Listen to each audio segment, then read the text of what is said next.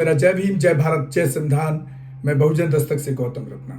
और आज मैं आपको जेएनयू के अंदर जो रवीश जी ने जो दौरा किया वो आप हमारे चैनल पर देख पाएंगे, जिन्होंने रवीश जी ने मान्यवर कांशीराम साहब का जिक्र किया, बहुजन मूवमेंट का किया, संविधान को सर्वोपरि रखते हुए जेएनयू के अंदर बात किया है।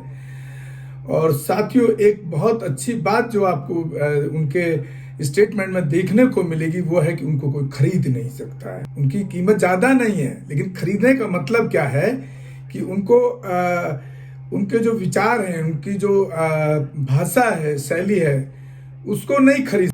तो मैं खास तौर से आपको यही मैं भी बताना चाहता हूँ कि गौतम रत्ना एक बहुजन दस्तक ऐसा चैनल है जिसको कोई बहुजन का नेता भी नहीं खरीद सकता है। दूसरे किसी मनुवादी की तो औकात क्या है। तो साथियों, मैं आपसे अपील करना चाहूंगा, आप इस वीडियो को ज्यादा से ज्यादा देखें और जरूर देखें ताकि आप देश की सही तस्वीर को पहचान।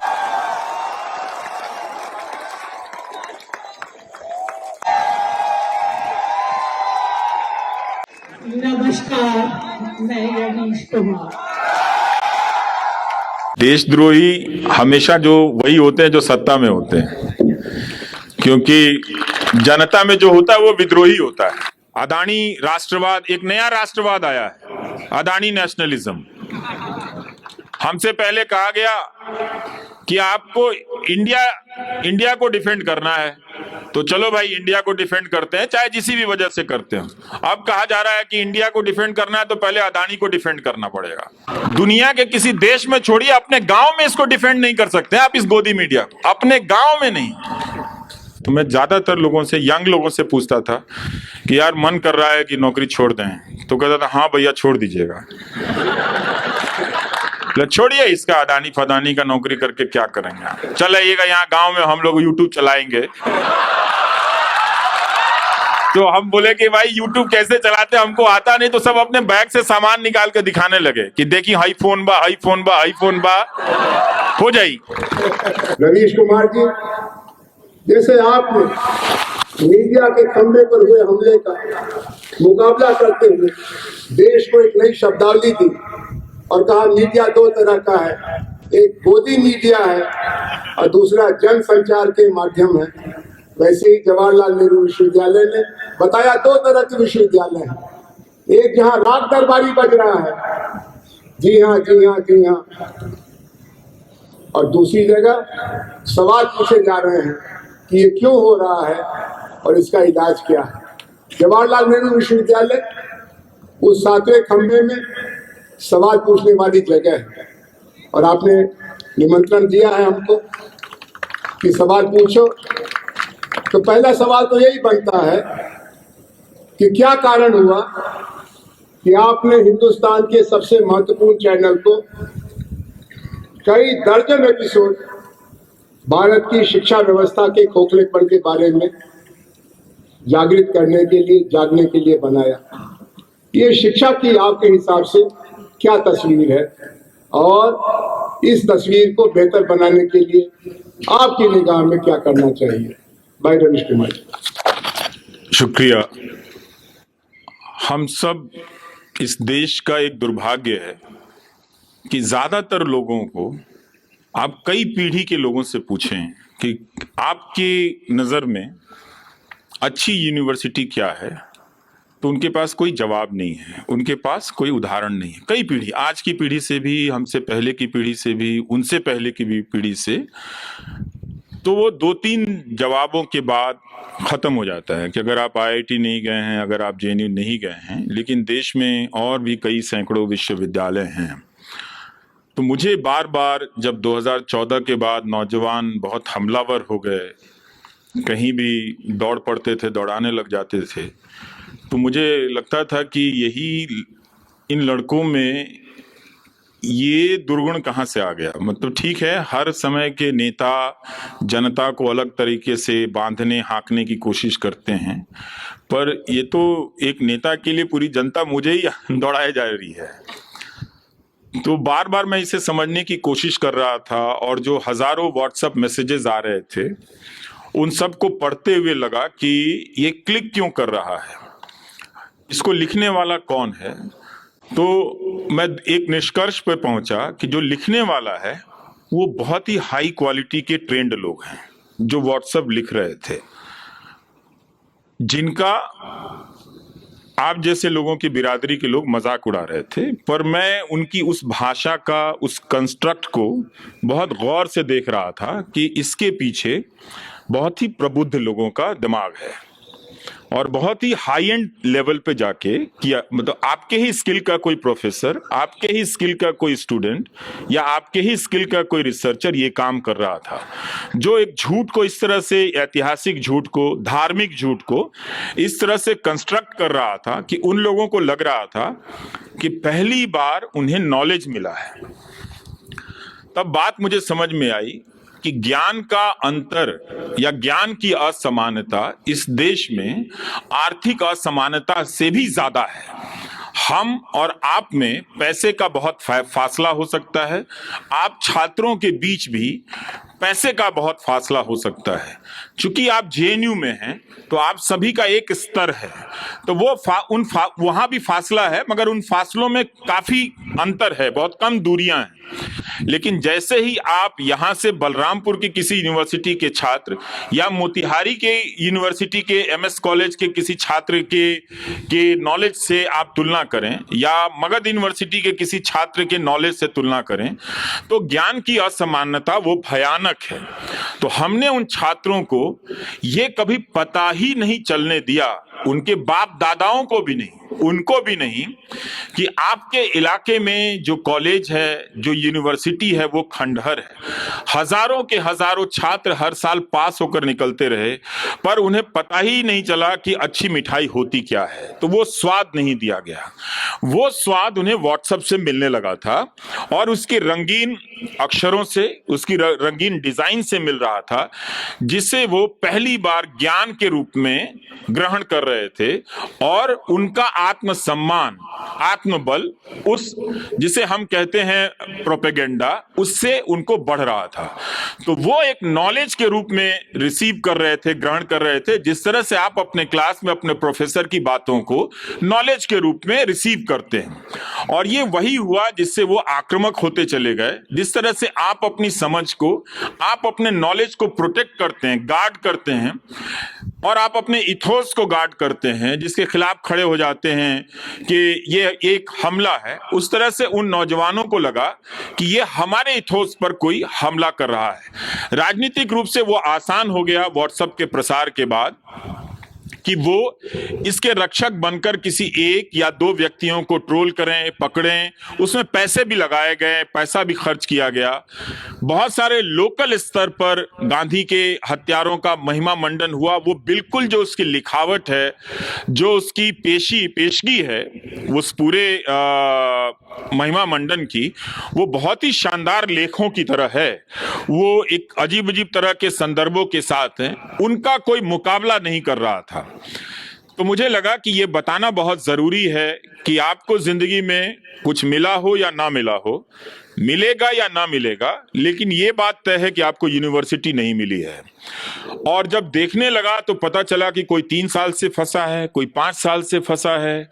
किसी क्लास में, एक जिले के कॉलेज में करीब करीब 5000 छात्र छात्राएं हिस्ट्री में एडमिशन उन्होंने लिया है, लेकिन कोई टीचर नहीं है पढ़ाने के लिए। तो 5000 छात्र इतिहास के विद्यार्थी होकर भी इतिहास के एक शिक्षक के बगैर गुजर रहे हैं। वैसे जेएनयू में भी शिक्षक नहीं होंगे इतिहास डिपार्टमेंट में, पूरे तो नहीं होंगे, कुछ खाली होंगे। जब यहाँ ये हाल है तो उस ज्ञान की असमानता पर किसी का ध्यान नहीं था। और जब मैं जीएन देवी को पढ़ रहा था तो उसमें एक बात मेरे दिमाग में खटक गई। उनका ये कहना था कि भारत के विश्वविद्यालयों ने बहुत ज्यादा प्रगतिशीलता वैज्ञानिक सोच में या अन्वेषण में, इनोवेशन में इसलिए नहीं दिखाई कि क्लास के भीतर एक ही तरह का क्लास पहुंचने लगा। जो भारत की गरीबी थी वो उन जिलों के नौजवानों को उन घटिया कॉलेजों से भी वंचित कर रही थी। वो इतने गरीब हो गए कि वो रजिस्ट्रेशन कराने की औपचारिकता पूरी करने के लायक भी नहीं थे। तो वो वहां से बाहर हो गए और माइग्रेशन में चले गए। तो एक तरह से ये वर्ग कौन था? ये वर्ग था अनुसूचित जाति का, जनजाति का और पिछड़ों का। तो ये एक बड़ा वर्ग जो अपनी गरीबी, अपने सामाजिक पृष्ठभूमि से क्लास में आता और अपनी सहज बौद्धिकता से, अपनी नैसर्गिकता से क्लास को समृद्ध कर देता। और कुछ संभ्रांत घरों के बच्चे भी होते। तो इस तरह का अनुपात अगर क्लास में बैठता तो वो भी इनसे सीखता और ये भी इनसे सीखते। तो क्लास के भीतर चैलेंज खत्म हो गया नॉलेज का। तो ये चीज मैं देख रहा था, तो मुझे लगा कि ये इस वक्त की सबसे बड़ी जरूरत है इस पर बात करना। जब नौजवान आने लगे तो कहते थे कि हम चाहते हैं कि आप मुझ पे, हमारी यूनिवर्सिटी पे फोकस करें, पर हम मोदी समर्थक हैं और रहेंगे। तो हमने कहा आप जीवन भर रहें, मुझे उससे कोई समस्या नहीं है। अगर आपने राजनीतिक शादी कर ली है, आप निभाइए उसे, मुझे उससे कोई समस्या नहीं है। आप मुझे बताइए कि अगर मैं ये बात उठाऊं तो क्या आप नहीं चाहेंगे? तो उन्होंने कहा नहीं, हम चाहते हैं कि हमें अच्छा शिक्षक मिले, हम चाहते हैं हमें अच्छी किताब मिले। तो उससे एक प्रेरणा मिली। उसके बदले में फीस मुझे भी दी गई कि वो नौजवान मोदी समर्थक बने रहे, पर उन्होंने मुझे गालियां देनी बंद कर दी या कम कर दी। तो वो एक अच्छा ट्रेड ऑफ था दोनों के बीच में। और इसका एक फायदा तो हुआ, कई जगह सत्रों में करेक्शन आया, कई जगह शिक्षक बहाल किए गए और कई जगह वाइस चांसलर ने भी माना कि हाँ ये एक बड़ी समस्या है। और कई जगहों पर आरएसएस के लोग हों या मोदी समर्थक लोग हों, उन्होंने भी इसे स्वीकार किया कि अगर हम किसी भी प्रकार का भारत चाहते हैं तो उस भारत में अच्छी शिक्षा व्यवस्था तो होनी ही चाहिए। ये और बात है कि वो कर नहीं पा रहे हैं, उनके बस की बात नहीं है, लेकिन उन्होंने इसे बुनियादी समस्या के रूप में स्वीकार किया। तो इसका फायदा ये हुआ कि ये सबके लिए था और सबने इसे अलग अलग रूप से देखा। तो उस ताकत से मैं करता चला गया। शिक्षा का जो चेहरा है आपने दिखाया। आपने बेरोजगारी के सवाल को भी बहुत हमदर्दी से देखा।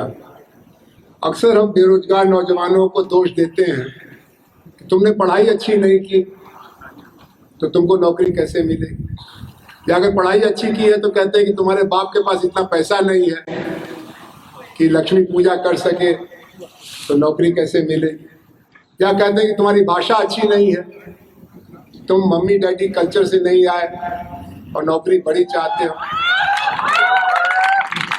आपने इन सब सवालों को परे करके जॉबलेस ग्रोथ का सच सामने रखा। अभी जो बजट आया है उसके बारे में फिर दावा किया जा रहा है कि जॉब बूम होने वाली है और थोड़ा सा इंतजार और करो। आप इस धोखे के बारे में अन्य लोगों से अलग क्यों लिखते हैं या क्यों कहते हैं? क्योंकि मुझे उनके ही समर्थक आकर बताते हैं कि उनकी हालत खराब है और वो ये भी बताते हैं कि वो पाला नहीं बदल सकते हैं। तो मैं उनसे पूछता हूं मैं क्या करूं, मैं भी बदल लूं पाला? तो कहते नहीं, आप उधर ही रहो, आप बोलते हो तो हमारा काम हो जाता है। और ये सच बात है कि वो आते हैं। देखिए, इस तमाम दावों के बीच में ये तो सरकार का ही आंकड़ा है कि 25,000 रुपया आप महीना का कमा लें तो चोटी के 10% लोगों में आ जाते हैं। तो ये तो समृद्ध भारत नहीं हुआ ना। सरकार का ही आंकड़ा है कि 10,000 रुपया महीना कमाना इस देश में कितना मुश्किल है। जो ज्यादातर नई नौकरियां दिख रही हैं वो डिलीवरी बॉयज की दिख रही हैं, पर उनकी सामाजिक सुरक्षा कितनी खराब है। आप उनको देखिए कि वो कम पैसे में दिन रात, उस वक्त में जब सड़क पर बाइक चलाने के लिए जगह नहीं है, उसी जैम के भीतर में उनके लिए एक रोजगार आया है जो डिलीवरी कर रहे हैं, घरों में भाग रहे हैं, हाँफ रहे हैं, लेकिन महीने का 10,000 या 20,000 रुपया भी नहीं कमा पा रहे हैं। तो ये जॉब क्रिएट किया है इन्होंने इनकी आर्थिक नीतियों में। ये इन्होंने, अगर इनकी जगह कांग्रेस होती तो हम दावे के साथ नहीं कह सकते कि इससे अलग आर्थिक सृजन होता, इकोनॉमिक क्रिएटिविटी होती, क्योंकि एक ही आर्थिक नीतियों के खानदान से दोनों आते हैं। अब दावा किया जा रहा है कि वहां सोच बदल रही है कांग्रेस में और वो इन चीजों की आलोचना कर रहे हैं, पर अभी भी साफ साफ देखना बाकी है कि इन आर्थिक नीतियों का विकल्प वो क्या पेश करते हैं। करना पड़ेगा उनको लिखित दस्तावेज के रूप में। लेकिन दोनों पार्टियों ने रिटन तरीके से अपने इकोनॉमिक एजेंडे को साफ साफ नहीं किया। उसमें दावे हैं, कभी वो 2047 पर चले जाते हैं, कभी वो 21वीं सदी के खत्म हो जाने के डेडलाइन पर चले जाते हैं। हर साल वो डेडलाइन बढ़ाते हैं, हर साल उनकी ट्रिलियन इकोनॉमी के दावे बढ़ते चले जाते हैं, और हर साल वो जो उनके पास दिखाने के लिए कुछ होता नहीं है तरक्की के नाम पे। तो यही दिखाते हैं कि $1 बिलियन का निवेश आया, पर ये नहीं बता पाते कि अदानी की कंपनी में जो निवेश आया वो मॉरिशस से कैसे आ गया, आया कि नहीं आया। तो जो आर्थिक नीतियां हैं वो जरूर कुछ घरानों के लिए समृद्धि देने वाली हैं, पहले से भी चली आ रही हैं। हमको उन नीतियों की निरंतरता को तोड़ने की जरूरत है, क्योंकि उन नीतियों को बहुत साल दे दिए गए। हर दौर की सरकार में, कांग्रेस की सरकार में भी और बीजेपी की भी सरकार में करीब करीब 20-20 साल दे दिए गए। अगर आप वाजपेयी सरकार का भी मिला लें, मोदी सरकार का भी मिला लें, तो दोनों तरफ 15 से 20 साल का मिला के कोई 90 से लेकर अब तक कोई 30 साल से ज्यादा का वक्त दे दिया गया। और इस वक्त उन नीतियों से जरूर समाज में कुछ समृद्धि आई है, कुछ बढ़ोतरी हुई है, लेकिन अंत में जाकर यही दिखता है कि कोई 25,000 रुपया भी कमा नहीं पाता है। तो इन चीजों की बात आप कैसे करेंगे? अब मुश्किल यह है कि इन चीजों की बात करना भी सरकार के खिलाफ बात करना हो गया है। कोई भी बात आप करें तो उसकी डिजाइन ऐसे की जाती है कि आप सरकार के खिलाफ बात कर रहे हैं। लेकिन ये तो जनता के हक की बात है कि आखिर कब तक लोग 10,000 या 15,000 की नौकरी करने के योग्य होंगे। 2021 या 22 में तो ये डेटा है कि 12,000 से ज्यादा बिजनेसमैन ने सुसाइड किया है। अदानी राष्ट्रवाद, एक नया राष्ट्रवाद आया है, अदानी नेशनलिज्म। हमसे पहले कहा गया कि आपको इंडिया को डिफेंड करना है, तो चलो भाई इंडिया को डिफेंड करते हैं, चाहे जिसी भी वजह से करते हो। अब कहा जा रहा है कि इंडिया को डिफेंड करना है तो पहले अदानी को डिफेंड करना पड़ेगा। तो वो सारे न्यूज चैनल कह रहे हैं कि भारत पर हमला हो गया है, पर वो सारे न्यूज चैनल तब तो नहीं कह रहे थे कि 12,000 इसी देश के बिजनेसमैन जब अलग अलग कारणों से बिजनेस डूबने के कारण सुसाइड कर रहे थे। ऐसा तो नहीं हो सकता कि वो सुसाइड करने वाले सारे कांग्रेस के वोटर होंगे या सारे कोई लेफ्ट के वोटर होंगे। उनके भी वोटर होंगे, उनके भी समर्थक रहे होंगे। पर ये कैसी राजनीति है कि उनकी पार्टी के व्यापार मंडल भी, व्यापार मोर्चा भी अपने कारोबारियों की आत्महत्या पर बोल नहीं पाया। आप सोचिए, आप तो फिर भी बोल रहे हैं, लेकिन उनके समर्थक होने की कीमत कितनी बड़ी है कि उनकी बिरादरी के लोग सुसाइड कर रहे हैं। और कोई भी इस देश में बिजनेसमैन या बिजनेस का कोई भी संगठन ये बात कहने की हिम्मत नहीं रखता है कि इतने सारे व्यापारी, अगर आपकी नीतियां हैं 20 लाख करोड़ के लोन का ऐलान किया गया था कोरोना के समय, वो लोन किसको गया, कहां गया, कैसे बटा कि ये 12,000 लोगों को सुसाइड करनी पड़ी। तो आप अपनी बिरादरी के, अपने संगठन के सदस्यों के प्रति भी ईमानदार नहीं हो पाते हैं, उनके मरने पर भी आवाज नहीं उठा पाते हैं। तो ऐसा लोकतंत्र तो क्यों चाहिए? और इस लोकतंत्र का क्या करना है फिर? ये तो ये लोकतंत्र नहीं है ना कि आप उनके सपोर्टर हैं, उनके लिए चंदा जुटाते हैं, मगर आपका साथी, उसको लोन नहीं मिला और वो सुसाइड करता, आप बोल नहीं पाते हैं, और फिर आपको अदानी के लिए झंडा लेकर निकलना पड़ता है, जो अदानी और जिनका जो साम्राज्य है एक दिन आपके ही बिजनेस को निगलने वाला है। और जो भी नेशनलिज्म का रूप होगा, कम से कम किसी भी नेशनलिज्म की परिभाषा में ये फिट नहीं बैठता है कि आप गौतम अदानी को डिफेंड करने जाएं। किसी भी नेशनलिज्म की परिभाषा में नहीं फिट बैठता है। आप नेशनलिज्म की परिभाषा से, उससे प्रेरित होकर उद्योग धंधे स्थापित कर सकते हैं। इतिहास में लोगों ने किया है, नए नए ब्रांड बनाए हैं, और वो सारे ब्रांड देश और देश के राष्ट्रवाद की पहचान भी बने हैं। लेकिन गौतम अदानी कहीं से भी इस देश की पहचान नहीं है। एक छोटी सी रिपोर्ट से आप देखिए उनका साम्राज्य ढह गया, एक छोटी सी रिपोर्ट से ना। वरना तो भारत में अगर कोई पत्रकार लिख दे तो मानहानि कर देते थे। मैं तो सोच रहा था कि अदानी मानहानि एंटरप्राइजेस कंपनी का नाम बनाएंगे ये अलग। अब अगर इन्हें अगर मानहानि करनी होगी तो एक कंपनी बनानी होगी, एक सीईओ मानहानि, सीईओ डिफेमेशन रखना होगा, जो तमाम तरह के पत्रकारों को मानहानि के दायरे में लाता रहेगा, केस करता रहेगा। तो हम सबको इन सब आर्थिक असमानताओं को और ज्ञान की असमानता को मुझे लगता है कि सबसे ऊपर रखने की जरूरत है। उसके बाद आर्थिक असमानता है और उसके साथ साथ सामाजिक असमानता भी है, वो उस आर्थिक असमानता के दायरे में है।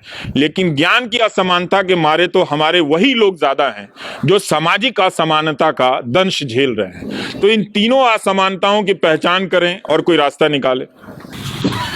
असल में आप लोगों ने जो काम किया वो ये कि रवीश कुमार जी की अगली किताब के लिए अलग अलग चैप्टर के लिए सवाल दे दिए। ये 100 सवाल करीब आ गए।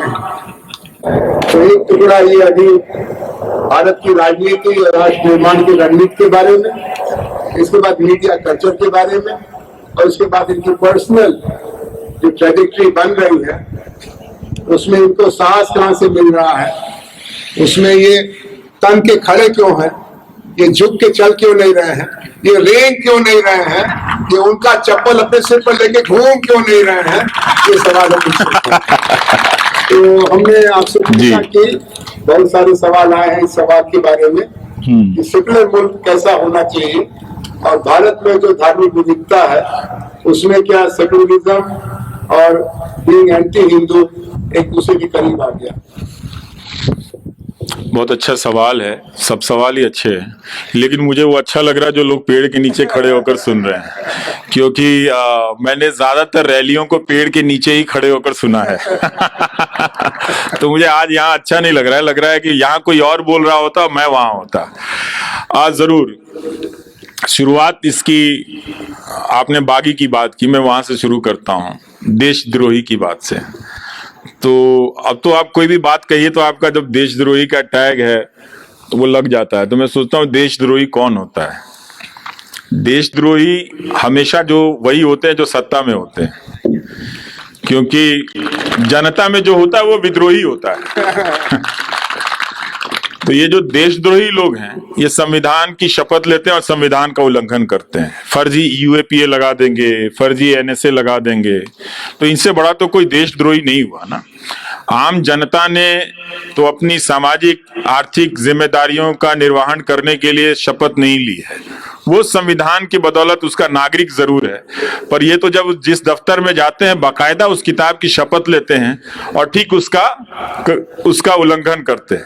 तो जो स्कोप देशद्रोही होने का है वो पावर में बैठे लोगों का ज्यादा है। जनता में ज्यादा से ज्यादा लोग विद्रोही हो सकते हैं, है कि नहीं सर? जी हाँ, बिल्कुल। अब रही बात कि भारत में जो नागरिकता और उसकी अवधारणा को आम जनों के बीच में ठीक से नहीं समझा गया, उस पर बहुत ज्यादा बहस नहीं हुई भी तो आज के दौर में इतना जब संचार विकसित नहीं था तो जनता के बीच नहीं हुई। तो जनता ने उस नागरिकता को अपने तरीके से समझा और बहुत खूबसूरत तरीके से समझा। लेकिन जब ये संचार के साधन माध्यम जब आए, तरह तरह का मीडिया जब आया, नाम उसका मीडिया हुआ, उसमें से मीडिया का काम ही गायब हो गया। तो जो संवैधानिक कॉन्स्टिट्यूशनल सिटीजनरी होनी चाहिए थी उसके जगह एक धार्मिक नागरिकता खड़ी करने की कोशिश की गई। और उसके साथ साथ धार्मिक नागरिकता आप हिंदू नागरिकता कह सकते हैं।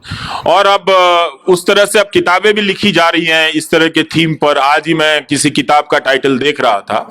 तो एक धार्मिक नागरिकता खड़ी करने की कोशिश की गई और इस नागरिकता का जो आधार था उसमें सूचना गायब था, सूचना थी नहीं। सूचना, हम सब ज्यादातर लोग इस देश में सूचना विहीन नागरिकता जीते हैं।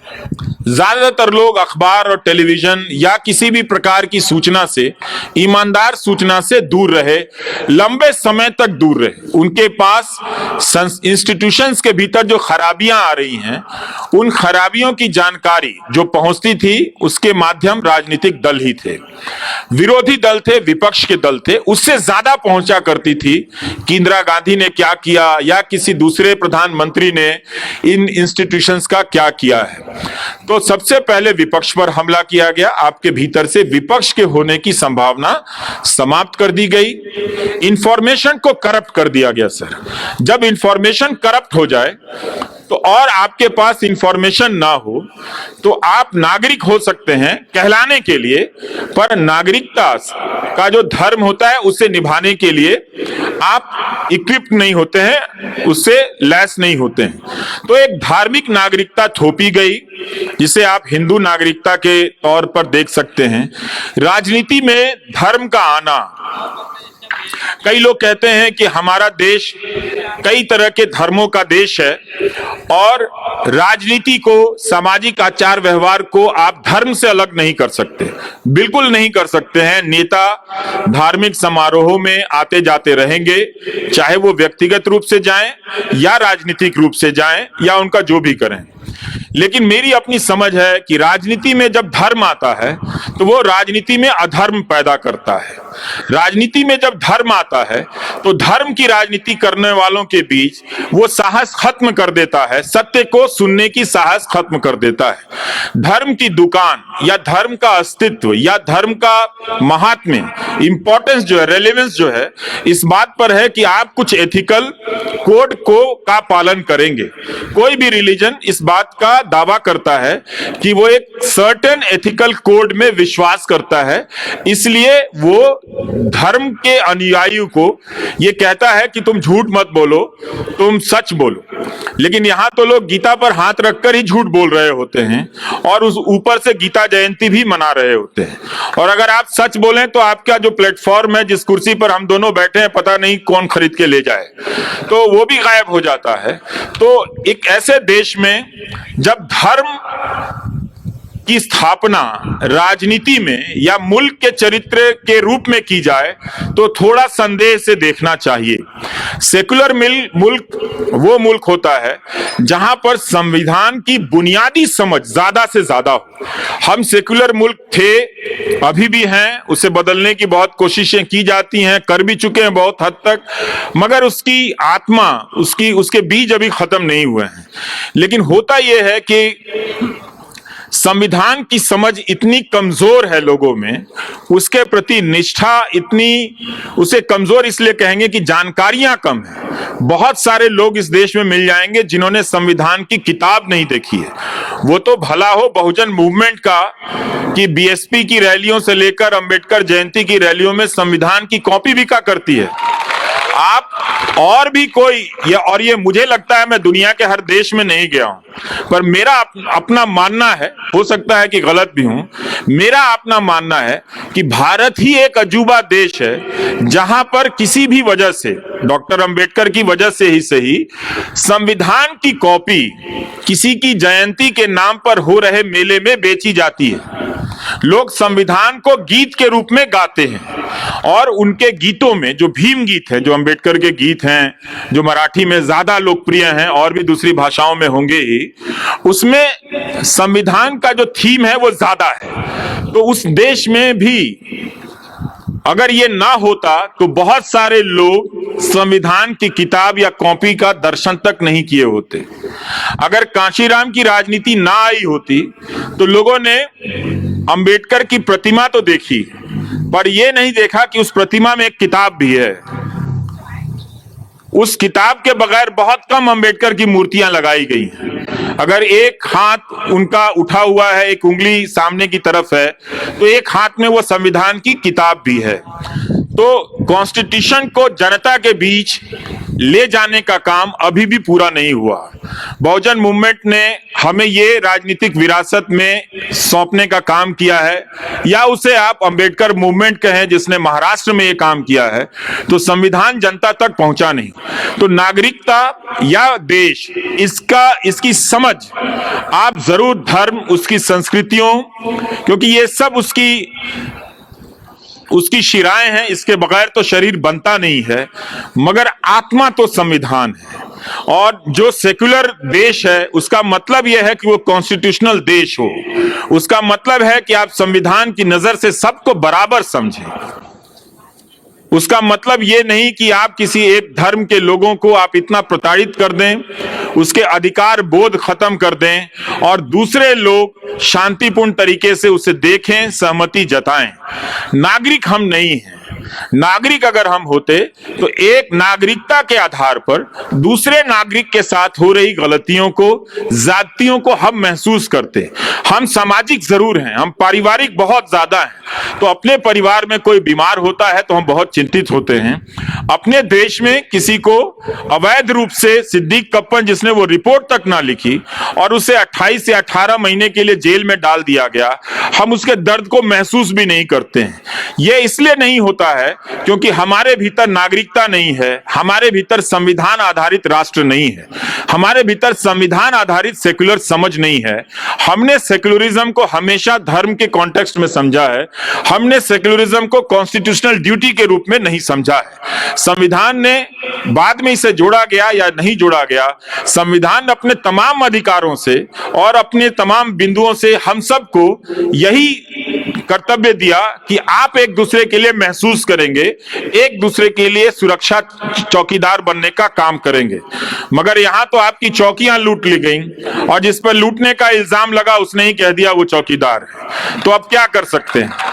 तो मेरी नजर में ये बहस चलती रहनी चाहिए। ये मैं इसमें लेकर मैं अपने तौर पर बहुत स्पष्ट हूं कि हिंदू राष्ट्र भी होगा तो क्या उसमें कोई जज इतना डरपोक होगा कि बेल नहीं देगा? तब तो हमें ऐसा हिंदू राष्ट्र भी नहीं चाहिए। जो लोग हिंदू राष्ट्र की कल्पना में दिन रात खपाए बैठे हैं, मैं उन्हीं को बुलाकर पूछना चाहता हूं कि तुमने ऐसा हिंदू राष्ट्र क्यों चाहा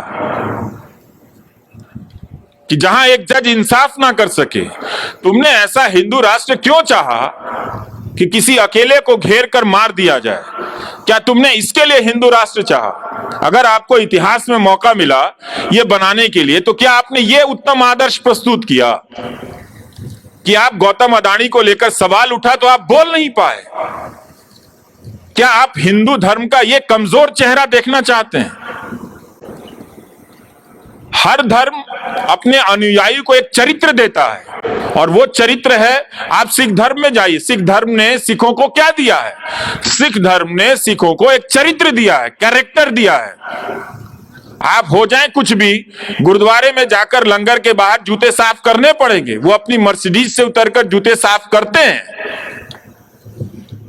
वो जाते हैं, खालसा इंटरनेशनल बनाकर टर्की में और सीरिया में मदद करने चले गए हैं।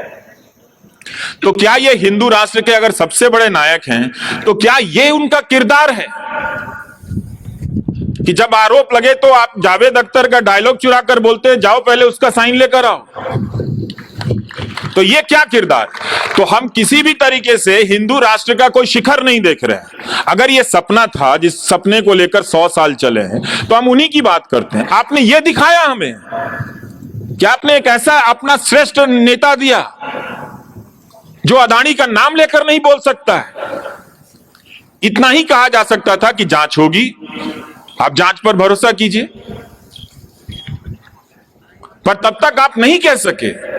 आप लगे सरकारी योजनाओं का पैम्फलेट पढ़ने के लिए। वो तो हम सब जानते हैं आपकी योजनाओं के बारे में, कौन नहीं जानता है? तो अगर आप किसी धर्म के बारे में, अब 8 साल हो गए, तो आप बताइए कि उस धर्म की संकल्पना के हिसाब से आपने क्या दिया? ये ऐसा गुलाम मीडिया दिया जो सरकार से सवाल नहीं कर सकते। अगर आप हिंदू राष्ट्र में यकीन ही करते हैं तो प्रधानमंत्री नरेंद्र मोदी उसके श्रेष्ठ नागरिक हैं, है कि नहीं? लेकिन वो तो 8 साल से प्रेस कॉन्फ्रेंस नहीं कर सके। भाई हिंदू धर्म तो सबसे खुला धर्म है। आप कहीं से कोई आ जाइए, एक संप्रदाय बना लीजिए, एक देवता ले आइए, सब कहेंगे हमें स्वीकार है, ले आइए इनको भी। आप इससे बगावत करके कोई संप्रदाय बनाना चाहते हैं, बना लीजिए, वो भी स्वीकार है। वो चल रहा है इतने हजारों साल की परंपराओं से। इसी धर्म में धर्म के आज दयानंद सरस्वती जी की जयंती मनाई जा रही है, शायद दिल्ली में रैलियां निकल रही, लेकिन दयानंद सरस्वती जी तो बनारस चले गए थे शास्त्रार्थ करने, पुराणों को लेकर।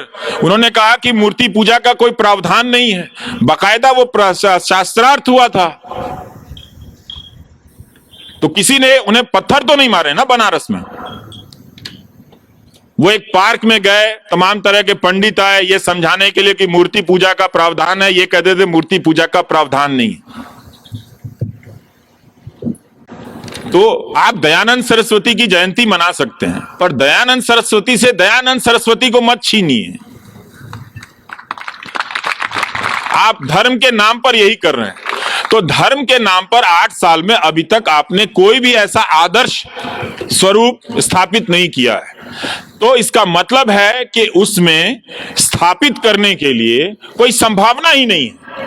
जो भी आदर्श कायम करने की संभावना है वो एक सेकुलर राष्ट्र में ही है, वो एक संवैधानिक राष्ट्र में ही है, जहां सबको बराबर का अधिकार मिलता है,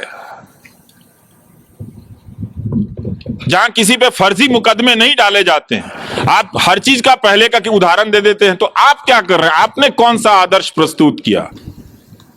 तो ये बता दीजिए ताकि हम भी उसको देखें, जो उसके आलोचक हैं वो भी देखें कि हाँ भाई ये कुछ श्रेष्ठ चीजें ले आए हैं हिंदू धर्म के नाम पर। आप तो उसका मेयार छोटा कर रहे हैं। जिस धर्म ने धर्म के भीतर धर्म के इतने बड़े बड़े आलोचक दिए हों, जिसकी बुराइयों को लेकर आज तक आंदोलन चल रहा है, चला ही है ना, जाति प्रथा को लेकर आंदोलन तो चल ही रहा है ना, और चलता ही रहेगा। कौन लाया? आप इसमें चले जाए, आधे अधूरे तरीके से बात करते हैं, पर उसको प्रिजर्व करने वाली संस्थाओं के साथ आप ही उठते बैठते हैं। क्या आप मना कर देंगे कि जो आरएसएस का सदस्य होगा वो क्षत्रिय महासभा का सदस्य नहीं होगा? जो आरएसएस का सदस्य होगा वो उसका ब्राह्मण महासभा से कोई लेना देना नहीं होगा? आप ये कर ही नहीं सकते हैं। तो आपके भीतर दुर्बलताएं आ जाती हैं। धर्म के नाम पर अगर आप राष्ट्र की कल्पना करेंगे तो आपके भीतर एक गुलामी करने की प्रवृत्ति आ जाती है। फिर आप धर्म के आधार पर कोई भी राष्ट्र किसी को नचिकेता नहीं बनने देता है। इसी धर्म में प्रश्नोपनिषद है कि नहीं है ना? लेकिन आज आप प्रश्न कर दीजिए तो आपको देशद्रोही कहा जाता है। आप प्रश्न ना कर सके चैनल खरीद लिया जाता है। आप प्रश्न ना कर सके 8 साल से प्रेस कॉन्फ्रेंस में नहीं आते हैं। आपको लगे कि आप प्रश्न कर सकते हैं आपके सामने, तो किसी एक्टर को कनाडा से ले आते हैं। तो कम से कम आप प्रश्नोपनिषद के प्रति भी ईमानदार नहीं। तो धर्म के आधार पर राष्ट्र की कोई भी कल्पना बेईमानों को बेईमानी से बचाने की संकल्पना है। इसीलिए सेकुलर राष्ट्र बहुत जरूरी है, जहां हम धर्म को लेकर निजी क्षेत्र में बहस करें, निजी जीवन में आचरण करें। धर्म ने इस देश को बहुत सारी चीजें दी हैं, नैतिक बल दिया है, नैतिक मान्यताएं दी हैं, बुराइयां भी दी हैं, पर मिला है। उसके संबल से बहुत लोग जीवन जीते हैं और ताकत पाते हैं, अपने बुरे वक्त को काटते हैं। तो अच्छी बात है, उनके जीवन का ये संबल है। मगर नागरिक जीवन का संबल संविधान की किताब हो तो इससे बेहतर कुछ नहीं हो सकता। तो धर्म आधारित समाज कैसा बनेगा, धर्म आधारित राजनीति कैसी होगी, और जो अभी की दुर्दशा है उसमें धर्म की आड़ लेकर के अनैतिकता को, अपराध को, झूठ को बढ़ावा दिया जा रहा है। एक तरह से प्रश्न मुक्त भारत बनाने की बात हो गई है।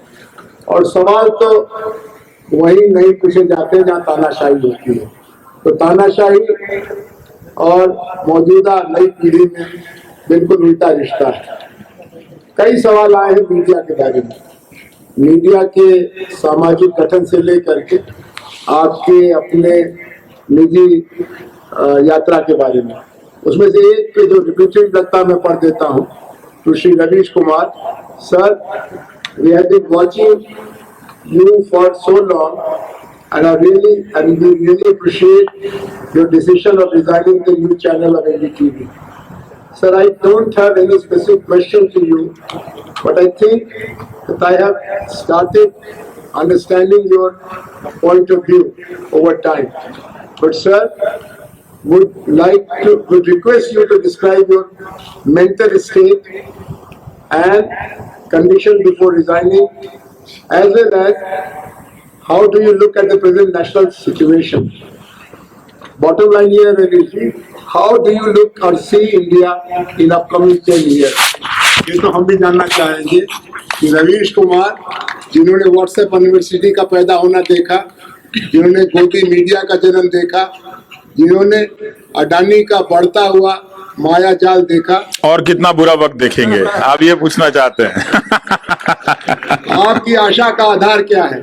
आप हमेशा, एक तो आप कवि हैं तो कवियों को पूरी छूट है कि निराशा में भी आशा देखें, लेकिन पत्रकार के नाते आपके पास कुछ ठोस आधार होंगे कि इस मुल्क की बनावट में, इन लोगों में, इन नई पीढ़ी के लड़के लड़कियों में कुछ तो ऐसा चमकता होगा जो आपको हताश होने से रोकता है।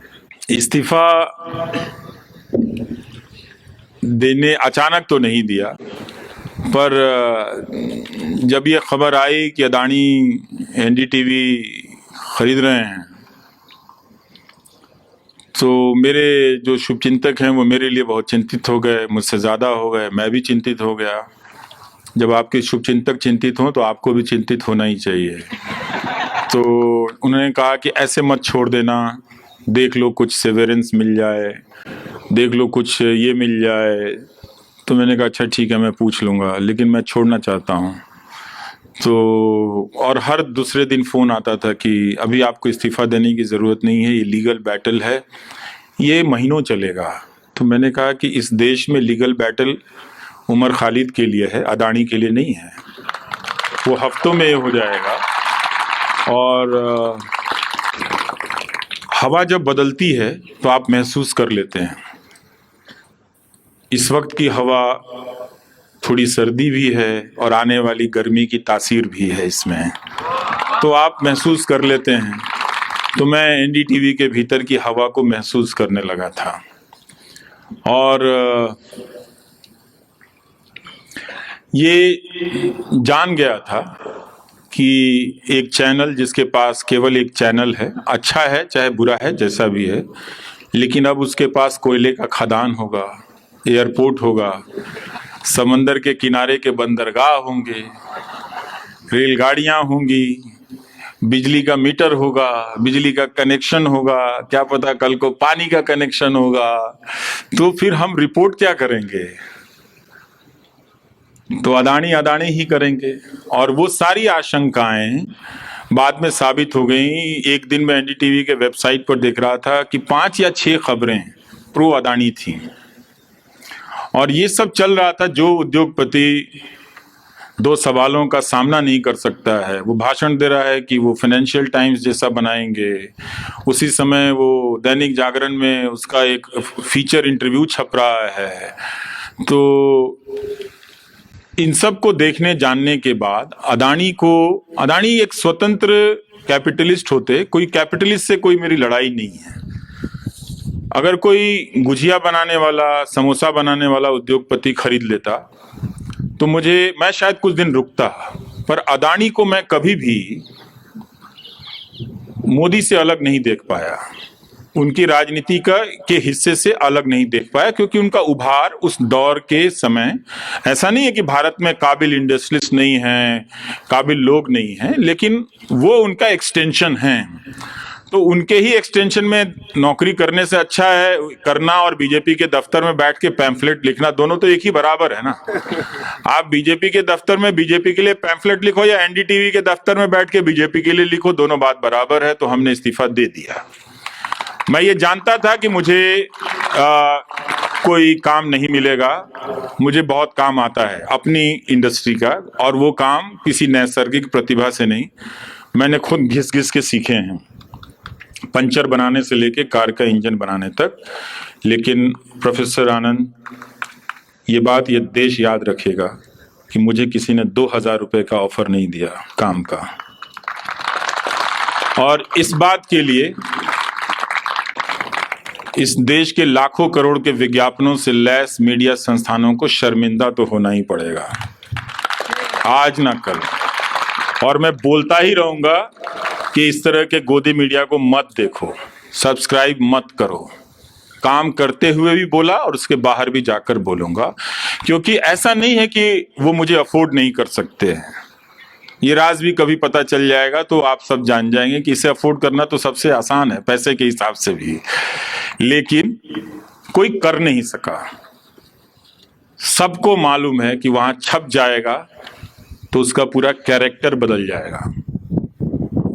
तो ये भाषण जरूर देंगे, कहानियां आपको विवेकानंद की सुनाएंगे, कहानियां आपको गौतम बुद्ध की सुनाएंगे, कहानियां आपको दयानंद सरस्वती की सुनाएंगे, लेकिन दयानंद सरस्वती की तरफ प्रश्न करने वालों को 2000 रुपए का नौकरी नहीं देते हैं। और जब मैं राधा वल्लभ त्रिपाठी का वीडियो आप सब यूट्यूब में देखिएगा, वो काशी का शास्त्रार्थ करके बहुत शानदार वीडियो है, उसमें बता रहे हैं कि उनके पास, दयानंद सरस्वती के पास पैसे की कमी ये नहीं थी, कोई एक सेठ था उनको पैसा देता था कोई 98-54 में, जिससे वो पर्याप्त पैम्फलेट छपवा लेते थे, किताबें खरीद लेते थे और पूरे शहर में पैम्फलेट लगाते थे बाकायदा कि इस तारीख को मैं मूर्ति पूजा के विरोध में, पुराणों के विरोध में आज शास्त्रार्थ करने वाला हूं, आप मुझे वैसा भारत लाकर दे दो।